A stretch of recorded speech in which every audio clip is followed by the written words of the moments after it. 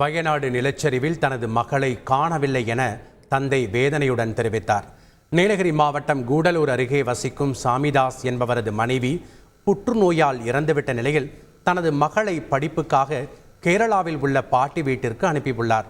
நிலச்சரிவு ஏற்பட்ட அன்று தொலைபேசியில் தனது மகளை அழைத்த போது எடுக்காததால் நேரில் சென்று பார்த்தபோது தனது மகள் மற்றும் மாமனார் மாமியாரை காணவில்லை என வேதனையுடன் கூறுகிறார்.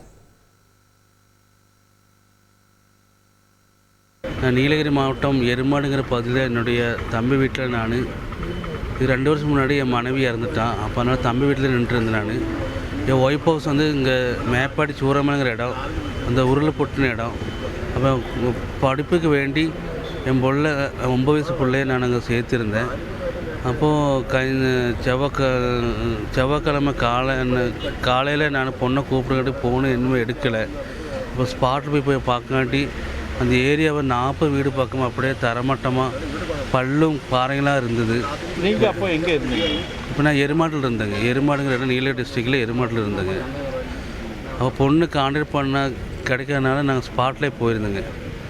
அங்கே போய் பார்த்தா ஒன்றுமே இல்லைங்க, பாறைகளும் மரங்களும் மாத்திரம் தான் இருந்தது. அப்போ பொண்ணு காணாங்க. ஒரு வீட்டில் 6 பேர் இருந்தாங்க, 6 பேருமே காணாங்க. இப்போ 3 பேர் கிடச்சிருக்காங்க, மச்சானும் தங்கச்சி குழந்தையும். இப்போ என் 9 வயசு பொண்ணு காணா. இப்போ மாமனார் 67 வயசில் மாமனார் காணா, 56 வயசில் மாமியார் காணாங்க.